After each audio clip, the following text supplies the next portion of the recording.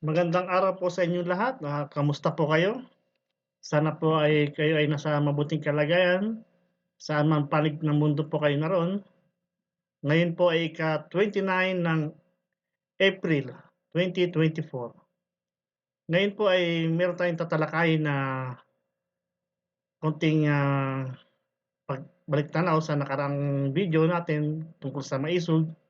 Ito po ay continuation ng maisog convenor. Pasilip din sa ginagawang balikatan, exercise sa pagitan ng ating mga kasundaluhan at sa mga kasundaluhan ng United States of America or USA. Pasensya na po kayo sa ating camera ngayon, medyo malabo dahil wala po tayo sa ating lugar at ibang computer po itong ating gamit. So, malabo po yung camera. Pagtyagaan na natin yung camera dahil hindi naman po yan ang importante. Ang importante po yung ating tatalakayin. So, pero bago po yan, tignan po muna natin yung ating currency exchange. Ang $1 po ay equivalent to 57.637. At ang dirhams po, United Emirates Dirham, Dubai, is equivalent to 15.693. At ang Kuwaiti dinar naman po ay 187.20. Sa ating Saudi Arabian Riyal is equivalent to 15.368. Sa ating pong Canadian dollar, equivalent to 42.184. Sa ating pong Japanese yen is 0.369. British pound naman po ay 72.393. At sa ating euro is 61.787. Yan po yung ating mga currency exchange. Kung nasaan ba po kayong bansa naroon, kung nakita nyo po yung ating palitan ngayon ng ating dolyares o ng inyong currency, yan po. Pwede po kayong mag-add dito ng currency kung saan mo kayo, kung ano man po yung currency ang gamit nyo ngayon. Pwede nyo po i-convert dito yan. Diyan po yan sa XP Personal. So punta na po tayo sa ating topic. Unahin po muna natin yung ating maisog convenor. Kita po po yan na in-interview ni Admar Belando at Jade sa SMNI News.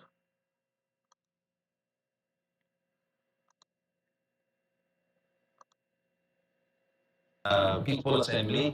Pero nung sa Tagum Rally, sir, meron ding mga ganong issue na naipit din yung governor doon.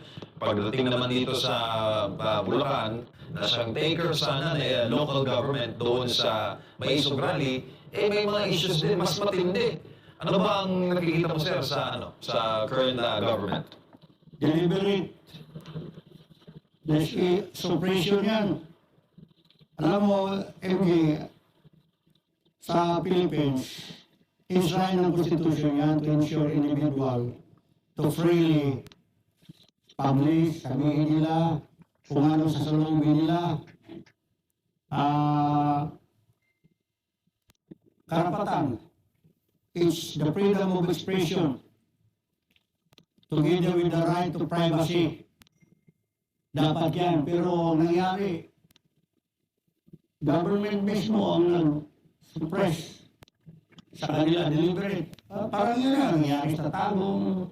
Ito na naman sa kudos also to the organization. Siya po si Roland Assis Mong Olamit, Secretary General for Political Mobilization and current State Chairman MNLF Davao City. Yan po. Yung pong nagsasalita ngayon ay si Mr. Roland Assis Mong Olamit.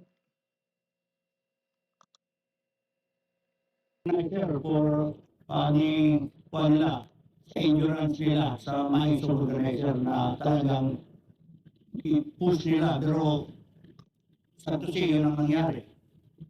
So sa MNLF ba, gaano kahalaga sa inyo yung freedom to express and freedom of speech. Naku, MJ, diyan kami nabubuhay. Kaya si MNLF, at the very beginning, yung oppression, suppression, humantong kami na humawak na ng baril. That's why our beloved founding chairman, His Excellency Professor Mohamed Wari, nag-vigil diyan sa Malacanang sa tayo ng Senior, Marcos Senior, after ng Gabida. So nag-vigil, naglagay ng coffin. Doon siya labas ng sama ng loob. Nag-umpisa lang sa isang Chris hanggang nag-resist na ang muro, magkaroon ng muro resistance because of the abuse of the government. Ito ngayon, papunta na tayo dyan sa authoritarian.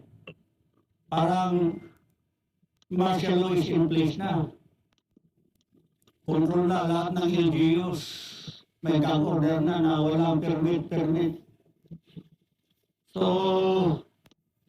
hindi na maganda. Dapat magising na ang taong bayan. Hindi na pwede ito. This is authoritarian government na.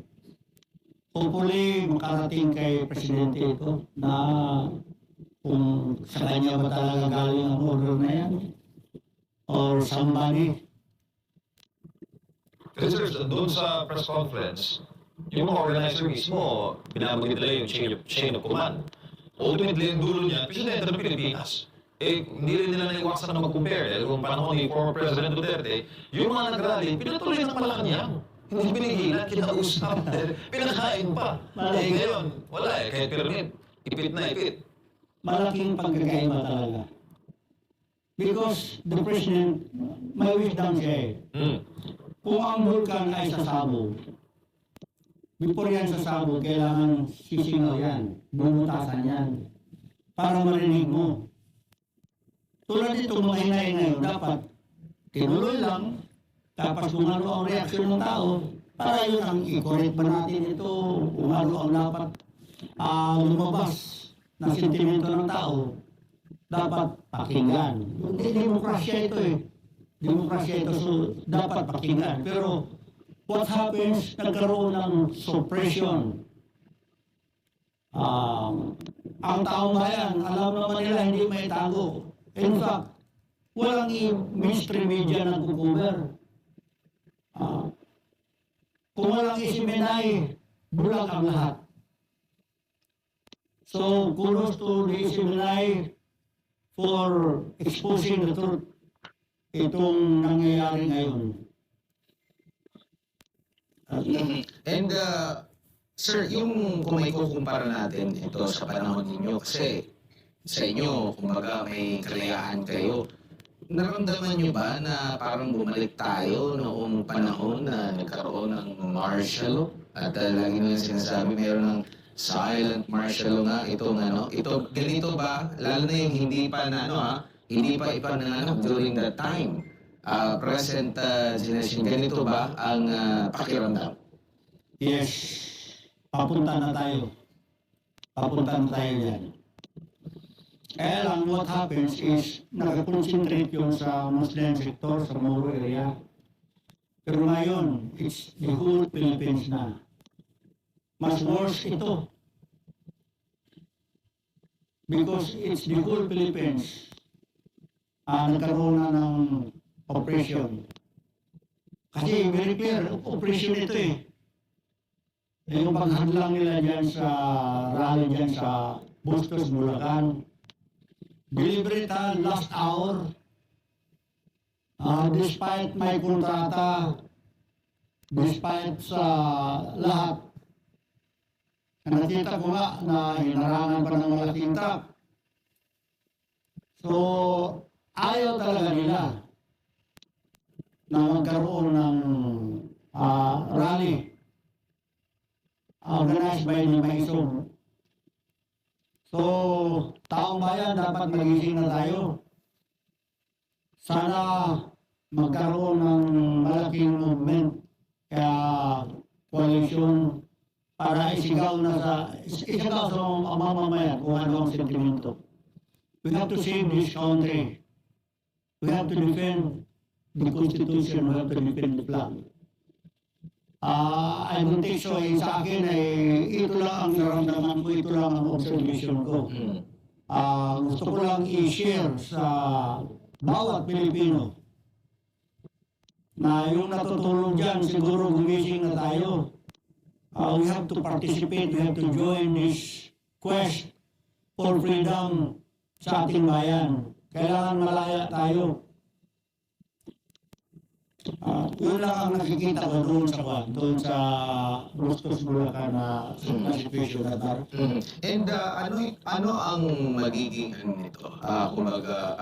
implikasyon lalo na doon sa mga lokal na opisyal na sila rin ay halal ng taong bayan at hindi naman sila nagiging utusan ng mga opisyal sa national, yet ginigipit sila. So kumbaga parang at mercy sila palagi, hindi doon sa bumoto sa kanila, doon sa nagbigay ng kapangyarihan sa kanila, kundi doon sa pinakamataas o sa kalaban ka sa politika, ipitin ka, hahanapan ka ng mali, gaya ng mga nangyari doon sa Davao del Norte. Sa tingin ko takot itong LGU. Takot ang LGU. Dalawa lang yan eh. Kung hindi takot, bayaran. So, yung Mayor of Bustos, hindi ko nakuha yung pangalan niya. Siyempre, may gag order galing sa kanya, then from the higher ups, and then it turns out, coming from the President. Nakikita ko dito, tuloy-tuloy na ito kung hindi kikilos ang taong bayan. Anyway, the armed forces and the PNP is still observing the situation. They're bound to protect the Constitution. Therefore, ang Constitution violated na ng government mismo itong freedom of expression. This is a gross violation. So, wala ibang option ito. Kailangan ng taong bayan. Gumising na tayo. I'm not inciting for whatever, pero dapat malalaman ng taong bayan kung ano ang nangyayari sa atin. Though merong mga pagtanggi na ito ay initiated ng nasa kasalukuyang administrasyon, pero nakikita mo ba, meron bang tsansa na ibang grupo ang nanggipit dito, sir, dito sa pangyayaring ito na maisasantabi natin ang administrasyon, or talagang sila pa rin yung tutumbukin ito? Hindi pa natin masyado nakikita yan, pero as of now, since sila mismong sa government, anyway, they are collaborating with the leftist group or my other superpower behind them na nagbibigay ng instruction. Geopolitics ba yan? Whatever, pero lalabas talaga ang katotohanan. Yan po yung pahayag ng ating MNLF Davao Chair na si Mr. Olamit. Po ang kanyang pananaw sa nangyaring pagkansela doon sa Maisog Rally kahapon. Nakikita niya na parang bumabalik yung dati na tinatawag nating martial law. Ako po hindi ko po naabutan yan dahil maliit pa po ako. Marami po sa atin na nandito ngayon ay marami pong hindi naabutan yung panahon ng martial law. So alam nila yan. Alam nila yung sentimiento ng taong bayan nung panahon na yun. Ayaw nila maulit na muli yan. Kagaya nga na sinabi ni Mr. Olamit, bakit ang mainstream media ay tikom ang bibig. Parang hindi ayaw pag-usapan. Ano ba, takot ba o sabi niya nga sa mga even sa mga local, official, takot ba o nabayaran? O kanya-kanya po tayong opinyon diyan. Ano po yung inyong, ah, kahulugan diyan? At isa pa, ang sabi ni Mr. Amit, dapat nga masunod ang, kung ano yung sinasabi sa konstitusyon natin. Dahil kung hindi din masusunod, para ano pa, nasaan pa ang proteksyon ng ating mga kababayan katulad ko at katulad niyo. Kung halimbawa tayo ay mapunta sa ganitong sitwasyon at hindi natin puwedeng ipaglaban ng nakasulat sa konstitusyon, hindi natin alam kung anong mararamdaman natin. Ako, agree ako sa sinasabi ni Mr. Olamide. Sana po ay maging talino tayo, pag-aralan natin mabuti kung ano yung mga nangyayari ngayon at sana maipaliwanag ng ating Pangulo kung ano ba yung nangyari, kung meron ba siyang kinalaman o wala. Sana, yun na po ang ating kahilingan na para tayo na nagmamatyag na at kahit papaano naman ay maliwanagan tayo kung sakali si Presidente Marcos Jr. ay magsalita. At yang pong video na yan, puwede niyo pong mapanood diyan sa SMNI. Ito pong pinanood natin ay kakaunti lang na clip dahil ayoko pong maging mahaba itong video natin. Punta na tayo dun sa balikatan. Umarangkada na ang pinakamalaking balikatan exercises sa pagitan ng militar ng Pilipinas at Amerika. Mahigit 16,000 sundalo ang kasali sa pagsasanay. 11,000 rito ay Amerikano, habang nasa 5,000 ang Pilipino. Sumali rin ang mahigit 100 sundalo mula sa Australian Defence Force. 14 na bansa ang tatayong observers, kabilang ang Germany, Canada, Great Britain, France, New Zealand, India, Japan at South Korea. Tampok sa balikatan ngayong taon ang Multilateral Maritime Exercise, kung saan maglalayag sa West Philippine Sea ang mga barkong pandigma ng Pilipinas, Amerika at ng French Navy. Ibibida rin ang Mid-Range Capability Missile System ng Amerika na sa unang pagkakataong i-deploy sa Pilipinas. Gaganapin ang pagsasanay sa ilang strategic locations gaya ng Palawan, Ilocos Norte at Batanes hanggang sa Mayo 10. Pero bago pa man mag-umpisa, 2 Chinese militia ships ang namataang umaaligid sa dagat malapit sa Palawan sa bisperas ng balikatan kahapon.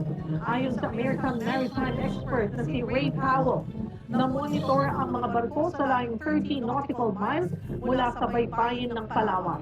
Umalis din daw ito kalauna. At kaugnay po niyan, makakausap natin sa linya si Colonel Mike Lohico, Executive Agent ng Balikatan 2024. Magandang tanghali po sa inyo, Colonel. Magandang thank you for inviting me. Kasi nakatapos lang ng opening ceremony. At pero salamat pa rin po sa oras. We know na very busy po kayo today dahil nga po sa pagsisimula nitong Balikatan exercises. Kamusta po ang pagbubukas? So far, very successful naman yung opening ceremony. But as you know, that is just the first day of the activity. So we're, right now, we are already beginning with our briefings and our preparations. All of us are ready to go, 100% na kami. What else can we expect, Colonel, dito po sa unang araw? Right now, we are getting our customary meetings. And we are already doing our briefings for each of the exercises. So right as also today, we are also going to begin our cyber defense exercise. And also,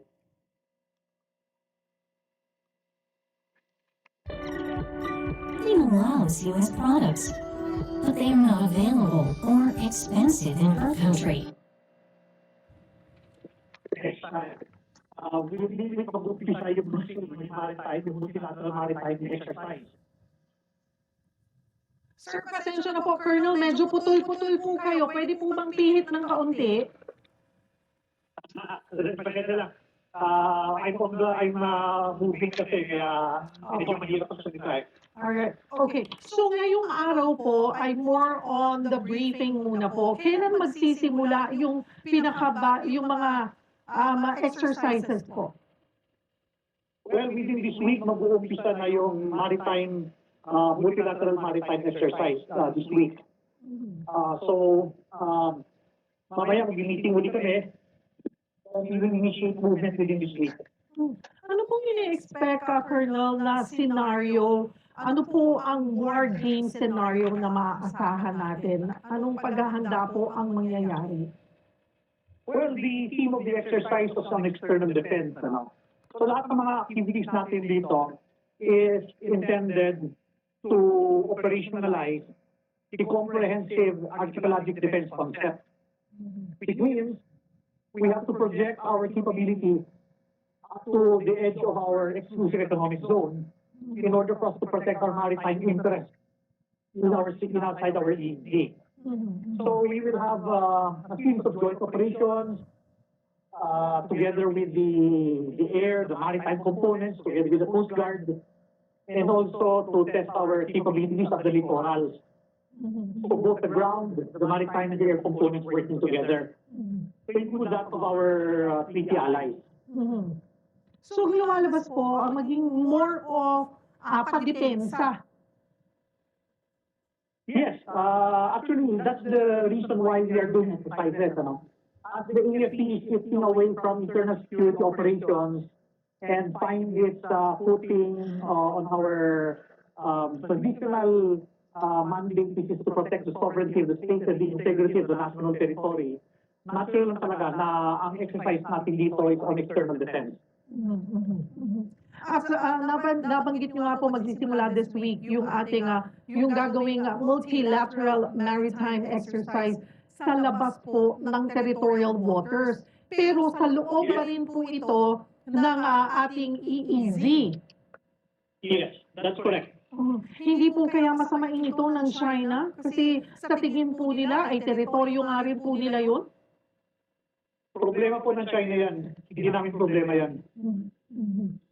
Ano po ang maaasahan natin pag sinabing para mas ma-picture at mas maintindihan ng mga kababayan natin? Ano pong klase, paano po itong multilateral maritime exercises, Colonel?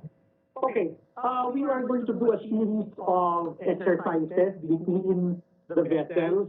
So part of that is division tactics, division formations. We will be doing search and rescue drills. We will be doing replenishment at sea, vehicle boarding, search and seizure exercises. At marami pang iba. Okay, so marami yun. And these are drills supposedly to test our interoperability between the Philippine Navy, the US Navy, and the French Navy. Okay, so it is both at the tactical level and also at the operational level maneuvers. Yung pong pagsasanay na gagawin, is this the first time na mas lalayo po tayo pero nasa loob pa rin ng EEZ? Is this the farthest? This is the first time. Because as you can recall, in the previous administration, we were just limited to within 12 nautical miles. Pero even back then, kasi involved na rin ako sa balikatan as early as 2017, kahit noon pa, gusto talaga namin lumayo from 12 nautical miles. Kasi to be honest, it's really very difficult to conduct an exercise inside of 12 nautical miles. Maraming limitation po yun. We cannot exercise the full extent of our capabilities, the full extent of our detection, our radars, and also of our coordination with other countries. So even back then, gusto talaga namin mag-exercise beyond 12 nautical miles. It is only within this administration where we can see the shift in foreign policy and also a shift in our defense policy where the exercise going beyond 12 nautical miles was indeed beneficial para sa atin. This is the first time din na mas malaki yata, no, Colonel? Dahil po, mas marami ang Amerikano kaysa Pilipino na lalahok po dito sa balikatan ngayong taon. At ganoon din na 14 countries ang mag-o-observe po sa atin. Ngayon lamang po ba ito nangyari, Colonel? Well, to address yung question mo, bakit mas maraming Amerikano, you have to understand that out of those 11,000, many of them are direct participants. Some of them are going to be supporting, and some of them will belong to their exercise directorate, to include their service support staff. So naturally, since they are the visitors, they will have to come here with full complement of their support and service support. Kaya naturally, mas marami yan. Samantalang tayo naman dito, we already have our main participants, which is numbering 5,000. Our supporting structure already exists here, kaya natural lang talaga na malaki talaga yung persa nila compared sa atin. When we do exercise din naman, all of us, whether we belong to the exercise directorate, the exercise control, all of us will gain experience from this activity, whether or not we are direct participants or hindi. Tapos po yung 14 na bansa po na observers, paano po bang magiging system nun? Kasama din sila, mangilan-ilan, na may mga ilan po sa bawat bansa na mag-o-observe po habang isinasagawa po itong mga exercises na ito. Tama po ba, Colonel, Yes. pagkakaintindi namin? Yes, the observers will observe. That is the activity that they have kasi observer na sila. Nanonood sila, okay? So the objective is, since these are senior officers, they can go back to their countries and advance our strategic messaging. First time din pong nag-deploy ng mid-range capability missile system ng Amerika sa ating bansa. Ano po ang kaibahan nito sa mga naunang ginagamit po sa balikatan, Colonel? Well, the MRC is a prototype. It is basically an SM-6 missile system that is currently being used by the U.S. Navy for their destroyers. But the U.S. Army found a way to make it a ground-based weapon system, if that makes any sense. So this entire deploying of the MRC is actually a logistics exercise to test the feasibility of transporting the MRC by air and landing it and deploying it to a secure location. So we are testing yung feasibility of actually doing this. Ito po ba yung dinala sa Cagayan, Colonel? Na bagong Typhoon missile system ng Amerika? I will tell you, it is not deployed in Taiwan, in Cagayan. It's not deployed in Cagayan. Yun lang masabi ko. Wala po siya Cagayan. Pero ito po ba'y maiiwan dito sa ating bansa? Well, you can ask me that same question again after the exercise. Okay, so meron pong posible, may chance po, depende sa kalalabasan po nitong o resulta po nitong ating balikatan exercises. Well, you can ask me again after the exercise. Okay, we will schedule that after the exercise, Colonel. Okay, Yes. okay po. Bago po naman yung inyong pagsasanay, may mga namataan. I'm sure nakarating na po sa inyo to, Colonel, na umaaligid nga ng mga Chinese militia sa bandang Palawan. Doon ang sinabi po, ay umalis na rin naman ito kalaunan. Pero do we have an update kung nagkaroon pa uli ng Chinese presence po sa mga tubig na pagdarausan ng balikatan? Well, there's another office that is in charge of monitoring our littoral space. But just so that you know, we are already prepared for whatever contingency that may happen. We have SOPs for that. We have rules of engagement. Meron tayong And this is actually some sort of a yearly occurrence. Nangyayari talaga yan almost every balikatan. Kaya hindi na surprise sa amin yan. Mas magiging surprise pa ako kung wala nangyaring ganyan. Technically, ito pong balikatan ay war games, Colonel. Pero tama po ba na wala naman po tayong nakikita pa so far na posibleng matinding gulo sa ating bansa na maaaring mag-activate po sa ating Mutual Defense Treaty sa ibang bansa. Meron din po ba kasing mga nagpapakalat ng deepfake videos na nananawagan na raw si Pangulong Bongbong Marcos ng mas matinding pagkilos laban sa China?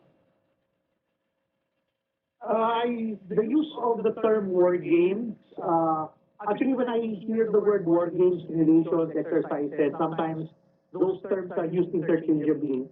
But the term that we use officially for Balikatan is it is an exercise. Okay. Okay. War games, I would classify that doctrinally as a planning exercise normally done without troops. Okay, this is an exercise because you're involving already troops. The exercise has its contingencies that is natural and that is an expected thing that we do for every exercise. The purpose of why we do exercise is to achieve combat readiness for whatever type of either it is a crisis or it is a conflict. Ibig sabihin, lagi tayong handa para dyan. The mission of the AFP is to protect the sovereignty of the state and the integrity of the national territory. So natural, pag ganyan ang nagiging mission natin, na it goes to follow or it is already implied na kailangan natin magsanay. Okay, because that is those two things go together. And Balikatan is a platform for us to exercise. Ano po ang take nyo doon nga po sa mga nagpapakalat nitong deepfake videos na nananawagan na raw si Pangulong Bongbong Marcos ng mas matinding pagkilos po laban sa China? Have you seen this video, Colonel? I have not seen it, but I will tell you right now, it is beneath us to even respond to that. At pero kung sakali naman po na eto nga magkaroon ng tensyon, gaano po kahanda ang ating sandatahang lakas para sa external threats? We are mandated to protect the country, whatever might happen. So yun ang commitment natin para sa sambalayang Pilipino. Ihahabol ko na lamang din po, Colonel Lohico, balak po ng Amerika na i-upgrade yung pier ng Batanes. Mag-upgrade din ba ang Amerika po ng airport sa Lalo, Cagayan? Kasi yun, kanina nabanggit na natin Cagayan, Taiwan. Ang sinasabi po kasi ay hindi WPS ang punteriya ng lahat ng tila, Taiwan daw po ang punteriya ng lahat ng preparasyon na ito. I am not involved in those efforts. My duties are only limited to Balikatan. Kaya hindi ko masagot po yung mga inquiries on those things. And today nga po, officially, magsisimula ang pinakamalaking balikatan exercises dito po sa ating bansa sa nakalipas na 4 na dekada. At magtatapos po ito sa Mayo 10. Colonel, ano po ang mensahe natin sa sambayan ng Pilipino on this? All of us are very excited to execute this Balikatan exercise. This is our commitment not only for ourselves, to train ourselves to be better able to serve the Filipino people, but to a larger extent, it also contributes to regional security. Maraming salamat. Thank you very much for inviting me. Magandang tanghali po. Salamat po sa oras. Colonel Mike Lohico, Executive Agent ng Balikatan. So, ayan po yung ating napanood na dalawang video. Yung una po na komento ni Mr. Onamit ng MNLF at ito po yung ating balikatan exercise na nagaganap ngayon sa ating bansa. Maging matalino po tayo, maging mapagmatyag sa nangyayari. Ang akin pong pananaw dyan, yung para sa akin pong opinion, isa po yung balikatan exercise na kaya po yung mga maisog rally na nagaganap. Dahil ayaw po nilang punta yung balikatan exercise na yan sa maging mitya ng maging away natin ng China. baka sumiklab yung digmaan, may kawawa po tayo. Lalo na tayong mga mahihirap, buti yung mga mayayaman, madali lang sila makalabas ng bansa. Pero mas marami po sa ating mahirap na kawawa. Wala po tayong magagawa kundi lumaban, oras na tayo susubin ng kahit na sino pang bansa, tayo po ay lalaban. Pero hangga't maaari, ayaw po natin mangyari yan na magkaroon ng digmaan. Dahil kawawa po yung mga inosente, mga bata, mga matatanda na hindi na po kayang lumaban. Yun po yung aking pananaw. Kaya po isa po yan sa dahilan ng mga maisog na kanilang pinaglalaban. Ganda naman yung balikatan exercise na nangyayari na mapa-upgrade yung ating mga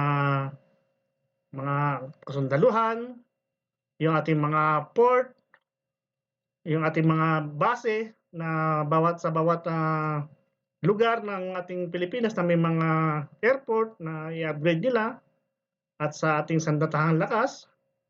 Maganda po, basta wag lang mangyari na maging mitya ng kaguluhan o giyera sa pagitan natin ng China o ng sino mang bansa. Muli po, sa lahat po ng video na aking pinapanood sa inyo, tinatalakay, maraya po kayong makapag-komento sa baba kung ano po inyong mga opinion, ano po yung inyong kahulugan dyan. Hanggang dito na lang po yung ating video, medyo mahaba-haba na po. Kung meron po kayong mga katanungan, mag-comment din lang po kayo sa baba. At kung meron po kayong mga kahilingan na nais natin talakayin, comment pa rin po kayo sa baba. Gagawin po natin lahat ng ating makakaya para ating pong matalakay yung inyong mga kahilingan. Hanggang sa muli po, mag-ingat po kayo. Huwag niyo po kalimutang mag-subscribe. Kung sakaling mapanood niyo itong video na to, i-click po ang notification bell para lagi po kayong updated sa mga video pa natin gagawin. At i-like at i-share na rin po. Muli po, salamat at mag-iingat po kayong lahat. Paalam.